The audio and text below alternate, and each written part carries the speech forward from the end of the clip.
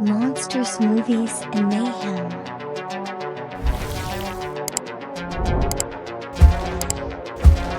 Welcome back, everybody, to Monsters, Movies, and Mayhem, aka MMM, or as I like to say, I'm your host, Murderface. With me, as always, whether he likes it or not, Jeff. Always great to be here.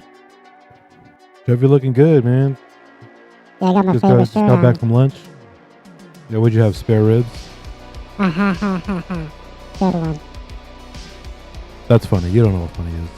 I'll give you this one. We'll make some room because today we're going to be going over another great movie. I'd eat some more, but I don't have the stomach. It's a Bon Appetit special. Bliss, coming in from 2019. Bliss is Vampire drug addicts. Bliss came out in 2019, and what a year for horror movies that came out that year. What do we have? Midsummer. Saint Maud. Saint Maud was wild. Us. The Lighthouse. Satanic Panic. Happy Death Day to You. Great title, by the way. Happy Death Day to you. It Chapter 2. That was alright. Doctor Sleep. Hell The yeah. Shining meets the X-Men. That's how I describe it. And Ready or Not, to name a few. Man, what a year. Great year. I mean, Midsummer was one of my favorite from that year. Saint Maud is up there, though. Out of that list, Bliss is one I really want to cover because it was a movie that I go back to a lot because it's so good. This is so good.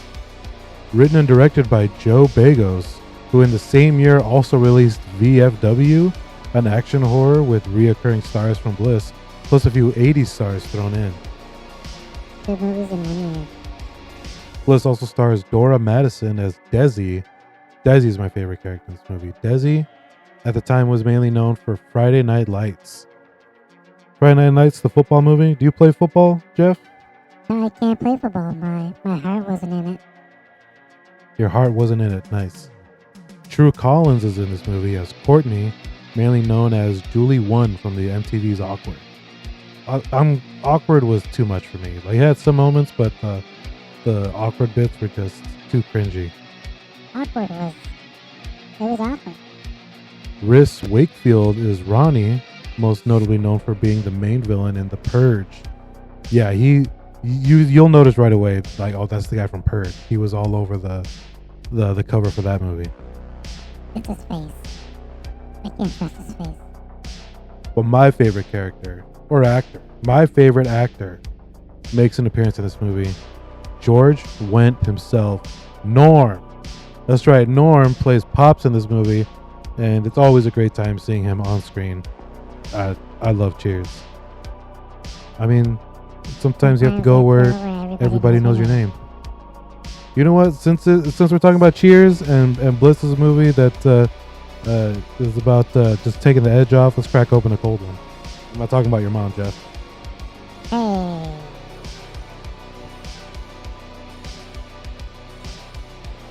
Crack open a cold one for you, Let me Jeff. see his cold. I can't reach it. I can't reach it. A little closer. Here, Throw it to take me. it. Stone Cold style.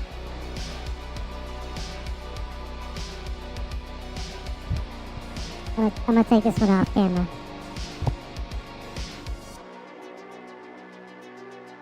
Give me a minute while I I'm gonna make a whip mess. this out. Heyo.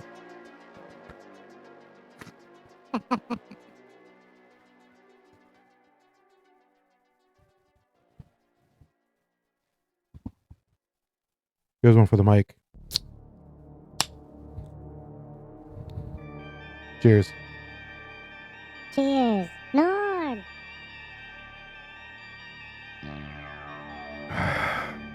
Pásame la chela.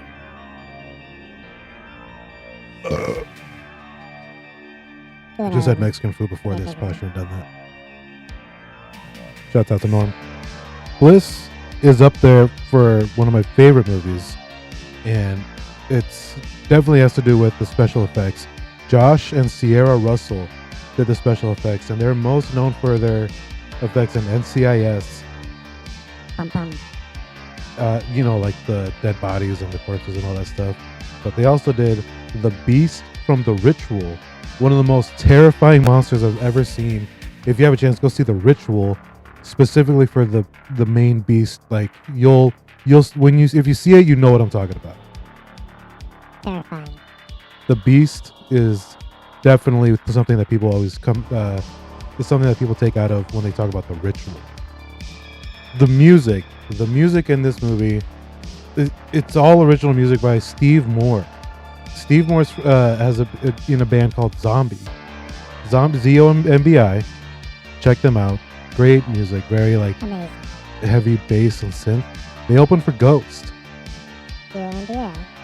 Yeah, the band Ghost. They do it's very Ghost-esque, the music in this. It's very good. There's a lot of art in this movie, but like one of the main pieces that you see that is basically kind of the movie centered around. I mean, it's done by the original art piece is done by Chet Zar. Chet Zar is a great artist. He mainly creates the digital animations for Tool for their music videos, and for when they're doing like the live sets, and the digital art they have in the background playing for their music. Tool is Tool's not just a great band. You got to watch their music videos because they're wild. Those are wild. And the art behind it is done by Chet Zar, who did the original piece in this movie. So everything is done. This whole movie doesn't just surround itself with great artists and like the special effects, the music, the art pieces themselves.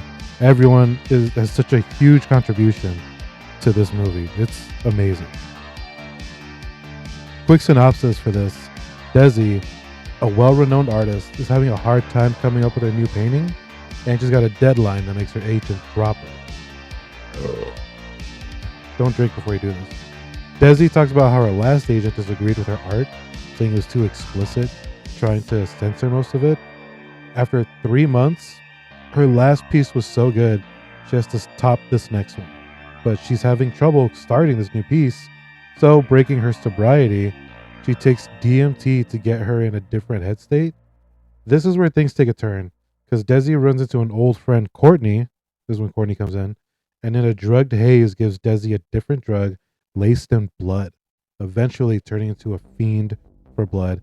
It's essentially a vampire drug movie, but it's showing like the parallels artists have to go through with their agents slash like vampires, their victims, drug addicts, their addictions.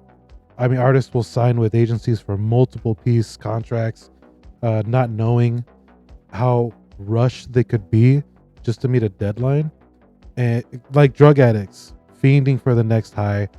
It also coincides with like newly turned vampires craving for the next victim before they eventually die from withdrawals. The scenarios with the gory and realistic special effects, the original synth horror music along with the fast-paced drug-inspired visuals makes this movie worth rewatching. And Norm is in it. Norm being in it makes it even like 10 times better. He's only in it for a little bit, but it's great. I can see the parallels from like, agents are like the vampires, artists are like their victims. They try to drag them along, and they're like, I want you for multiple art commissions, but they don't understand that it takes time. But they're also like a drug addicts with their addictions. They need it now. They need it quick. They don't care how they get it, and they rush her like a lot to get this piece done, and she's got to turn to drugs to really get it finished. Everything parallels within each other in this one. What was your favorite scene in this movie? My favorite scene? Let's talk about one of my favorite scenes, because I can't pick just one from this one. Let me give you a few.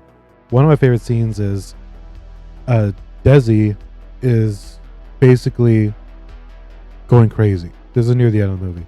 Desi's going crazy. She thinks she's having withdrawals, but it's actually just withdrawals from drugs. She's actually having withdrawals from the blood that she's not taking. So because she's starting to hear voices in her head, she decides to kill herself. She takes the gun, kills herself, right? And she falls down. The camera follows her with her. We're just looking at her eyes and watching the light fade from her eyes.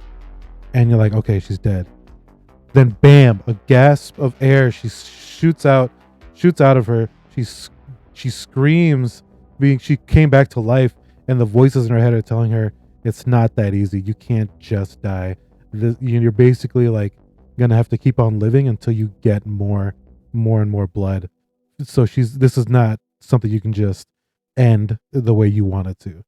And it was awesome. That scene was great. The camera was spinning around the room, the art went everywhere. The music was very tense, and it was the highest of highs when it got to like the climax. It was awesome. Another scene that was one of my favorites is when she's finishing her painting. So she's like got supercharged blood inside of her because she ate one of her they're vampires basically. She ate one of her vampire not friend, but like the other vampire that she knew. She ate him while they were both high. She ate him, so she's got supercharged blood inside of her, and she uses that high to finish her painting. And her painting is amazing, but you don't see it right away. You just see her manic hands go all over the place, finishing up this painting as fast as she can. And it's the music is very tribal. It's like got drums, and the guitar is going nuts, and it looks like you're watching an animal, like a beast, just make their last painting as like sporadically. And her face is just so focused on her painting. It was one of the like Desi could have been played by like a lot of people, but having the girl from Friday Night Lights,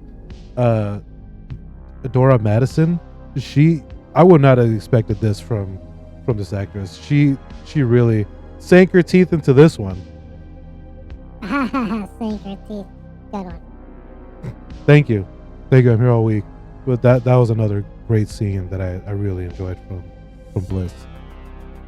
Yeah, I mean, I recommend this to everybody. If you want to have a good vampire drug-infused monster movie, because, I mean, they're monsters eventually.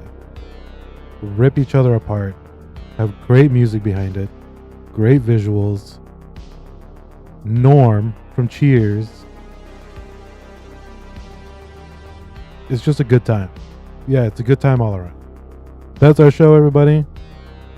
Jeff, I might change your name to Norm, but we'll keep it Jeff for right now.